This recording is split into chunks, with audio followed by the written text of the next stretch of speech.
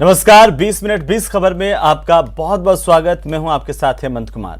अगले 20 मिनट में हम आपको राजस्थान की 20 अहम खबरों से रूबरू करवाने वाले हैं। तो चलिए शुरू करते हैं 20 मिनट में 20 खबरों का सिलसिला।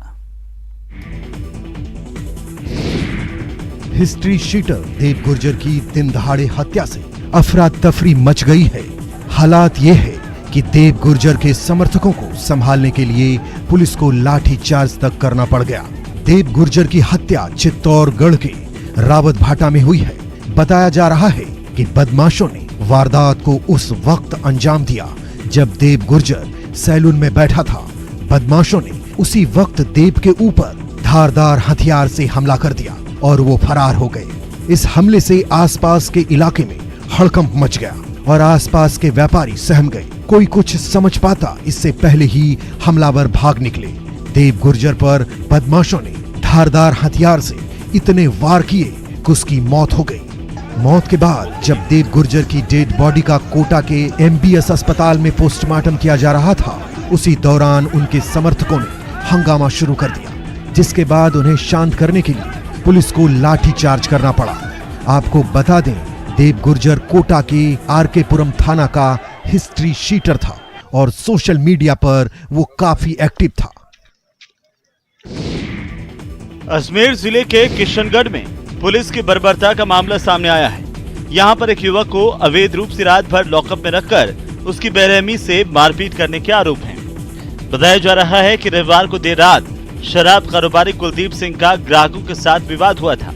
इसी मामले में मौके पर पहुंची मदनगंज थाना पुलिस दोनों पक्षों को थाने ले आई। इसके बाद कुलदीप को पुलिस वालों ने जबरन लॉकअप में बंद कर दिया और रात भर उसके साथ मारपीट की। पुलिस की पिटाई के गहरे निशान कुलदीप के पूरे शरीर पर उभर आए। इसके बाद सोमवार की सुबह पुलिस ने कुलदीप को डरा धमकाकर घर भेज दिया। घर आकर कुलदीप ने समाज के लोगों को इसकी जानकारी दी और फिर सबने मिलकर आरोपी पुलिसकर्मियों के खिलाफ कार्रवाई की मांग की। इसके बाद CO सिटी ने पुलिसकर्मियों को लाइन हाजिर करते हुए पूरे मामले की जाँच शुरू कर दी है।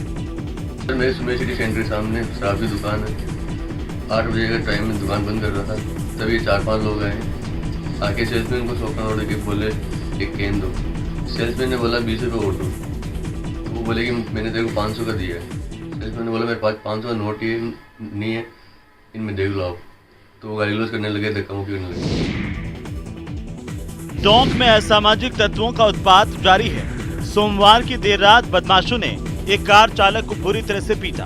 बताया जा रहा है कि 5 से 6 बाइक सवारों ने पीछा कर कार चालक को कृषि मंडी के पास रोका और जमकर धुनाई करने के साथ ही कार के शीशे तोड़ दिए।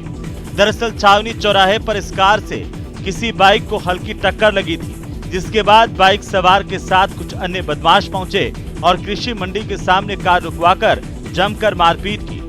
पीड़ित बद्री जाट जान बचाने के लिए चिल्लाता रहा, लेकिन उसकी किसी ने नहीं सुनी। कार चालक को बुरी तरह घायल करने के बाद बदमाश फरार हो गए और फिर उसके बाद पुरानी टोंक पुलिस मौके पर पहुंची। पुलिस ने घायल कार चालक को इलाज के लिए अस्पताल में भर्ती करवाया है। मामले की जांच जारी है। झालावाड़ जिले के डग कस्बे में आज तड़के एक किराना स्टोर में शॉर्ट सर्किट की वजह से भीषण आग लग गई और इस आग से दुकान में रखा करीब 50 लाख रुपए का सामान जलकर राख हो गया।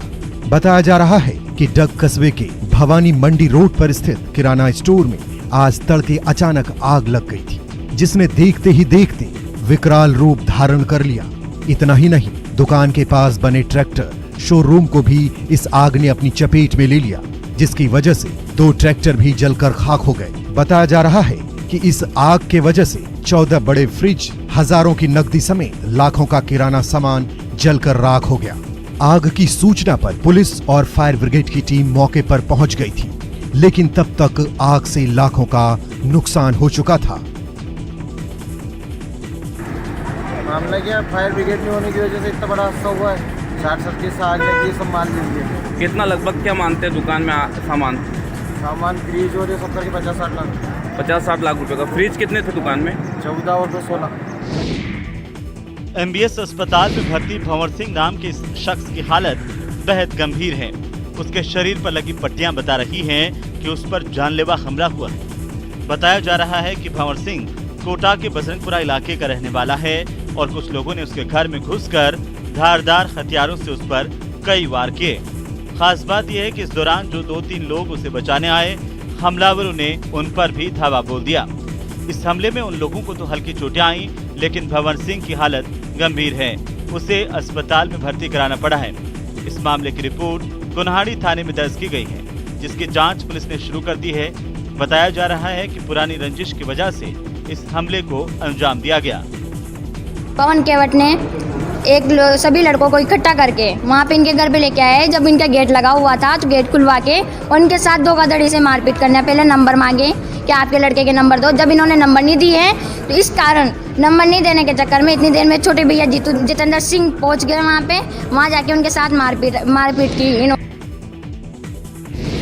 दौसा के लालसोट थाना पुलिस ने अजय मीणा नाम के एक युवक के अपहरण के मामले में एक्शन लेते हुए महज 24 घंटे में आरोपियों को गिरफ्तार कर लिया है। गिरफ्तार सभी आरोपी सवाई माधोपुर जिले के रहने वाले हैं, जिनके पास से पुलिस ने एक कार और 4 मोबाइल फोन भी बरामद किए हैं। पुलिस का कहना है कि 3 अप्रैल को मंडावरी के शिवचरण मीणा ने रिपोर्ट दर्ज करवाई थी कि उसका बेटा अजय मीणा, जो जयपुर में रहकर पढ़ाई कर रहा था, वो अपने दोस्तों के साथ जयपुर से गांव आया था।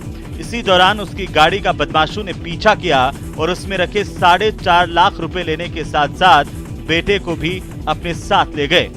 इस मामले की रिपोर्ट दर्ज करते ही पुलिस एक्शन में आई और विशेष टीम गठित कर मामले में 5 आरोपियों को गिरफ्तार किया गया।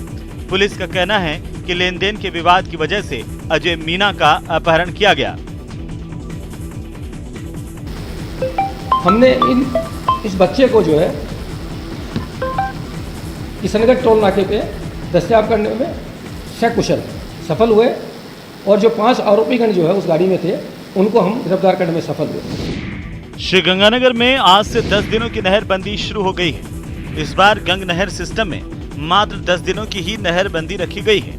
वहीं नहरबंदी के दौरान पंजाब में 45 से 368 आरडी तक पंजाब प्रशासन की ओर से साफ सफाई का काम करवाया जाएगा। साथ ही राजस्थान सीमा में सिंचाई विभाग की ओर से साफ सफाई के साथ हेडों की मरम्मत और रखरखाव का काम किया जाएगा।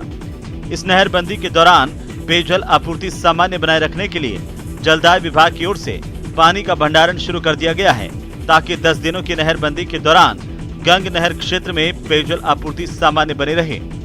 जलदाय विभाग के अधिकारियों ने सिंचाई विभाग के साथ समन्वय कर गंग नहर के हेड पर गेट डाउन के जरिए पौंड बनाकर पेयजल का भंडारण किया है। साथ ही गंग नहर प्रोजेक्ट के चेयरमैन और जल उपभोक्ता संगम अध्यक्ष भी अपने अपने क्षेत्र में गंग नहर की साफ सफाई के काम और मरम्मत के काम की निगरानी रखेंगे। नहरबंदी की वजह से पंजाब प्रशासन ने रविवार रात को ही हरीके बैराज से फिरोजपुर फीडर में पानी का प्रवाह बंद कर दिया था। इसके साथ ही पंजाब में बीकानेर कैनाल की 45 आरडी से पानी का प्रवाह काफी कम हो गया है। तो वो काम 10 दिन में हो जाएंगे। तो उस चक्कर में फिर अब हमने वो 5 से 15 जो प्लान था उसमें पंजाब केवल सिल्ट सफाई कर देगा। बाकी काम जो नहर के बाहर के हैं बाद में हो जाएंगे, रिपेयर वो अगले साल वो कर पाएंगे। और इस बंदी में हम सारे कहाँ रिपेयर करानी है उसकी पूरी डिटेल पंजाब को नोट करवा देंगे। यूं तो सिरोही के रेवदर इलाके में विकास का ढिंढोरा खूब पीटा जा रहा है, लेकिन हकीकत में रेवदर के कई गाँव में लोगों को पीने तक का पानी नहीं मिल पा रहा। जिन गांव में पीने का पानी नहीं आ रहा, उन्हीं गांव में से एक है वाण गांव, जहां 5 साल पहले विधायक कोटे से 7 लाख रुपए खर्च करके पानी की टंकी का निर्माण करवाया गया था। लेकिन एक दिन ही पानी की सप्लाई होने के बाद इस टंकी से पानी की सप्लाई बंद हो गई और उस वक्त से अब तक यहाँ के लोग पीने के पानी के लिए तरस रहे हैं। पानी की टंकी का हाल बेहाल हो गया, लेकिन यहाँ के 400 परिवारों को पानी नहीं मिल पा रहा। यहाँ 3 दिनों में 3 नलों में सिर्फ एक बार पानी आता है, वो भी 400 परिवारों के लिए। अंदाजा लगा सकते हैं कि ऐसे हालात में लोग किस तरह पानी का इंतजाम कर रहे होंगे। गांव के लोगों का कहना है कि कई बार इनकी जिला कलेक्टर और जलदाय विभाग के साथ साथ सीएम और पीएम के दफ्तर तक भी बात गई, लेकिन कहीं से कोई मदद नहीं मिली। साल साल वही पानी मैंने त्रास पड़े है, करकन आवे करकन नहीं आव तो करकन आवे तो बस थोड़ा आवे मैंने पूरे कितने मतलब मैंने कुटा एरिया है मारा मारी हाल है क्या करो पानी वगैरह तौन पर मन खूब खोज पड़ रही है। राजस्थान सरकार ने मुख्यमंत्री दुग्ध संबल योजना के तहत डेयरी किसानों के लिए 5 रुपए प्रति लीटर प्रोत्साहन राशि की घोषणा की थी, जो राज्य डेयरी संघ से जुड़ी सहकारी समितियों को दूध की आपूर्ति देते हैं। लेकिन 80% डेयरी किसान इस योजना के फायदों से वंचित हो रहे हैं। दरअसल सब्सिडी का फायदा राज्य के डेयरी संघ से जुड़े चुनिंदा किसानों को ही मिल रहा है। किसानों के मुताबिक राजस्थान में 1 करोड़ से अधिक लोग डेयरी कृषि में सक्रिय हैं और 5 रुपए प्रति लीटर की सब्सिडी का फायदा उन्हीं पशुपालकों को मिल रहा है जो राज्य की सहकारी समितियों से जुड़े हैं। पायस, उजाला, सखी और आशा 4 मुख्य दुग्ध उत्पादक कंपनियां हैं, जिन्हें 22 जिलों के किसान दूध की आपूर्ति दे रहे हैं। इन्होंने मुख्यमंत्री और राज्य सरकार को पत्र लिखकर आग्रह किया है कि राज्य के सभी दूध उत्पादकों को निष्पक्ष रूप से सब्सिडी मिले। माननीय मुख्यमंत्री जी ने जो दुग्ध उत्पादन संबल योजना बनाई है, उनसे हमें वंचित रखा गया है। इसमें लगभग 1,75,000 किसान हैं जो उत्पादित हैं, जो इन कंपनियों से जुड़े हुए हैं। इनको हमें अनुदान राशि से वंचित रखा गया है।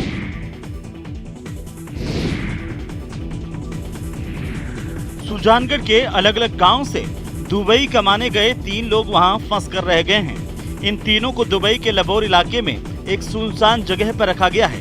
तीनों ने वहां से एक वीडियो बनाकर भेजा है, जिसमें ये कह रहे हैं कि उन्हें ना तो सैलरी दी जा रही है, ना वक्त पर खाना, और तो और उनका पासपोर्ट भी छीन लिया गया है।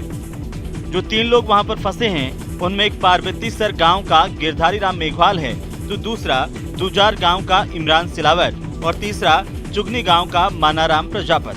इन तीनों के वहां फंस जाने से सुजानगढ़ में उनके परिजन सदमे में हैं और उन्होंने उपनेता प्रतिपक्ष राजेंद्र राठौड़ से मिलकर मदद की गुहार लगाई है। ये सरकार से क्या मांग है? हमारे पति ने दुबई भेजा कमाने खातिर, 5 महीना या बट फंसे हुए है। तो बने इंडिया ले आओ, इंडिया बुलाओ, मंग छोटे छोटे टाबर है, मैं कहीं करा। घर में और कोई कमान वाला व्यक्ति कहीं दिक्कत? कोई नहीं घर में, एक उन्ना गेला टाबर है, मंग देख लो इनका। कहीं बात हुई कि बाऊ बेकट पछड़ा है? हम वीडियो कॉल में देखे, हमें बंद हो रंग में ये बंदी बना के राख मिले।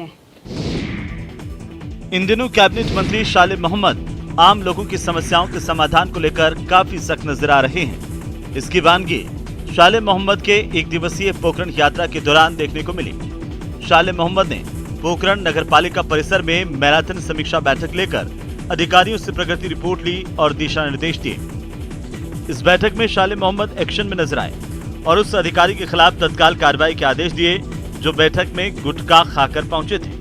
इसके बाद एसएचओ ने जलदाय विभाग के सहायक अभियंता के खिलाफ 200 रुपए का चालान काटकर भविष्य में बैठक में गुटखा खाकर नहीं आने की हिदायत दी। अगले साल होने वाले विधानसभा चुनाव के लिए बीजेपी नेताओं ने बैठकों का दौर शुरू कर दिया है।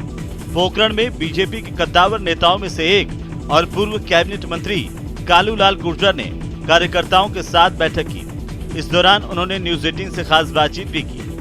इस बातचीत के दौरान जहां कालूलाल गुर्जर ने करौली उपद्रव मामले में कांग्रेस सरकार की आलोचना करते हुए मुख्यमंत्री अशोक गहलोत पर करारा तंज कसा, तो वहीं उन्होंने ये भी कहा कि अब समय आ गया है कि पूर्व मुख्यमंत्री वसुंधरा राजे का सक्रिय रहना जरूरी है।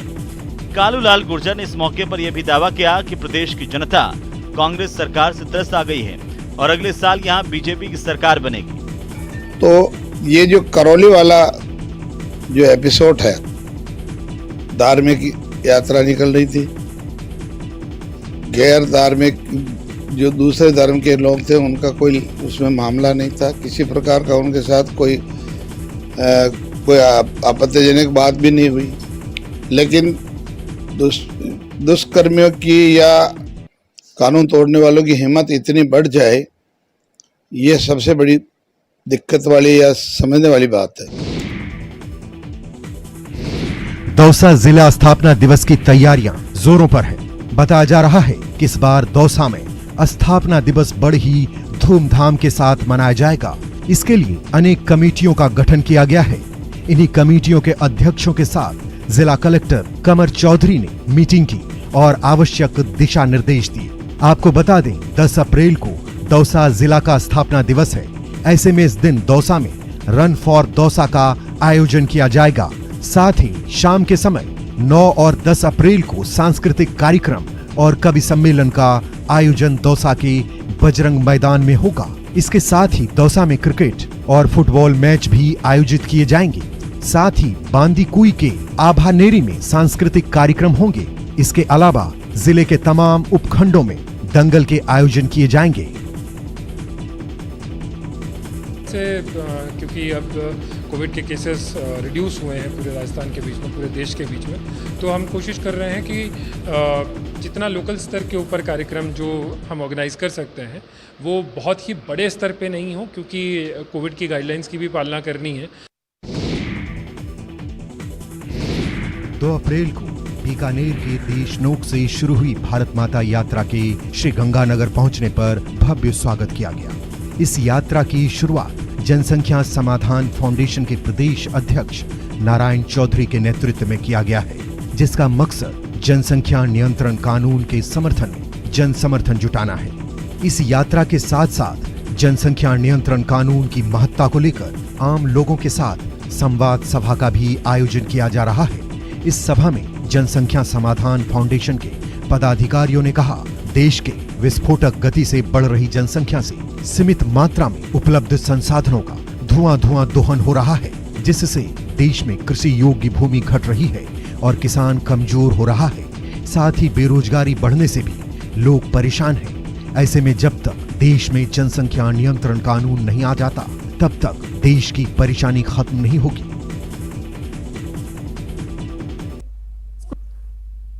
पाकिस्तानी सीमा से सटे जैसलमेर में भारतीय वायुसेना का मानव रहित विमान UAV क्रैश हो गया। वायुसेना मुख्यालय ने इस मामले की जांच के आदेश जारी किए हैं। बताया जा रहा है कि एक सर्चर विमान था और दुश्मनों की हरकतों की टोह में निकला था। भारतीय वायुसेना के अधिकारियों के मुताबिक ये नियमित उड़ान पर था, लेकिन ये हादसे का शिकार हो गया। UAV का मलबा इकट्ठा किया गया है और इसे वायुसेना स्टेशन लाया गया। जैसलमेर से मिली जानकारी के मुताबिक रिमोट से संचालित हो रहे UAV में अचानक से दिक्कत आई और कंट्रोल खो गया। इसके बाद ये सागरमल गोपा कॉलोनी के पास क्रैश हुआ। अचानक UAV के गिरने से आसपास के लोगों की काफी भीड़ जमा हो गई। फिलहाल इससे किसी प्रकार का किसी को नुकसान नहीं पहुंचा है।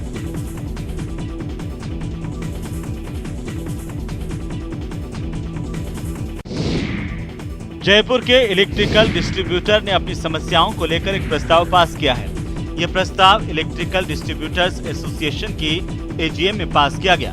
इस प्रस्ताव में कंडूल पाइप को लेकर बड़ी बात कही गई है। दरअसल इलेक्ट्रिकल फिटिंग में काम आने वाले कंडूल पाइप की लंबाई 10 फीट तक होती है। वहीं शहर में ट्रांसपोर्ट करने वाले लोडिंग टेम्पो पिकअप की लंबाई 7 फीट ही है। ऐसे में जैसे ही गाड़ी माल लेकर जाती है, किसी भी चौराहे पर पुलिस वाले उसका चालान काट देते हैं। ऐसे में लोगों की मांग है कि शहर में उन्हें सरकार इस मामले में रियायत दें। इसके साथ ही एसोसिएशन के लोगों का कहना है कि डिस्ट्रीब्यूटर के सामने फंडिंग की भी बड़ी समस्या है। करीब 2 साल बाद जयपुर में CA दीक्षांत समारोह 2021-22 का आयोजन किया गया। जयपुर के JECC में the institute of chartered accountant of India की ओर से आयोजित इस समारोह में पिछले 2 साल में CA बने करीब 4111 स्टूडेंट्स को डिग्रियां प्रदान की गईं। खास बात यह है कि डिग्रियां पाने वालों में 28 टॉप रैंकर भी शामिल रहे। इन स्टूडेंट्स को डिग्रियां इनकम टैक्स की principal chief tax commissioner T. Ton Singh Prasad, विधायक अशोक लाहौटी, ICI के central counselling member CA Prakash Sharma, CA Rohit ने प्रदान की। मेरा नाम CA दीपक माली है। आज प्राउड फील हो रहा है। आज काफ़ी स्ट्रगल करने के बाद में प्राउड मोमेंट होता है। हमें डिग्री मिली है, पूरी फैमिली के साथ में बहुत अच्छा लग रहा है।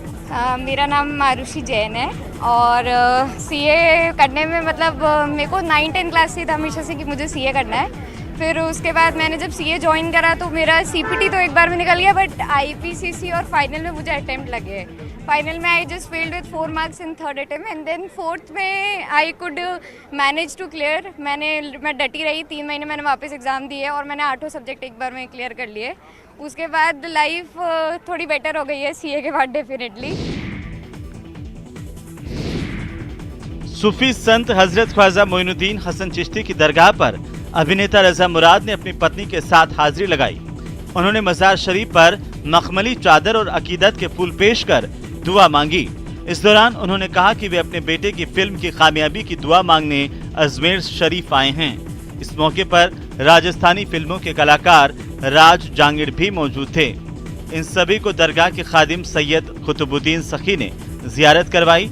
रजा मुराद अपनी दमदार आवाज की वजह से पहचाने जाते हैं। आपको बता दें कि कोरोना प्रतिबंधों पर सख्ती खत्म होने के बाद से फिल्मी कलाकारों का ख्वाजा की दरगाह पर पहुंचने का सिलसिला तेज हो गया है। बस सबकी खुशहाली की दुआ की है, बेटे के लिए, बेटी के लिए, नवासे के लिए, बीवी के लिए, अपने खानदान के लिए, दोस्तों के लिए। ख्वाजा साहब से हमने इल्तिजा की है, सेहत अच्छी रहे, काम चलता रहे, बाइज्जत तरीके से हमारी रोजी रोटी चलती रहे। बूंदी जिले के भिया गांव में गणगौर के मौके पर एक अनूठी परंपरा का निर्वहन किया जाता है।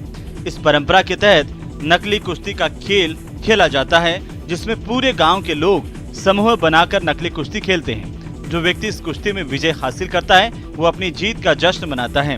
पूरे गांव में मूंछों पर ताव देकर जीत का जश्न मनाते हुए वो व्यक्ति देखा जाता है। इस आयोजन को हुड्डा महोत्सव का नाम दिया गया, जो रियासतकालीन समय से ही खेला जा रहा है। बताया जाता है कि सालों पहले भिया गांव में गणगौर के मौके पर असली कुश्ती होती थी, लेकिन एक बार जेठी नाम के पहलवान की कुश्ती के दौरान यहां पर मौत हो गई थी, जिसके बाद से यहां पर सिर्फ नकली कुश्ती का आयोजन होने लगा। इस कुश्ती में लोग अपनी उम्र के हिसाब से जोड़ी बनाते हैं और उनके साथ नकली कुश्ती करते हैं। जेठिया नाम का कोई पहलवान सांकड़े लेके बंधे हुए बहुत ज़्यादा बलिष्ठ पहलवान था। वो उसको यहाँ चौबे ने कोई चौबियाजी थे जिसने उसको मार के भगा दिया था।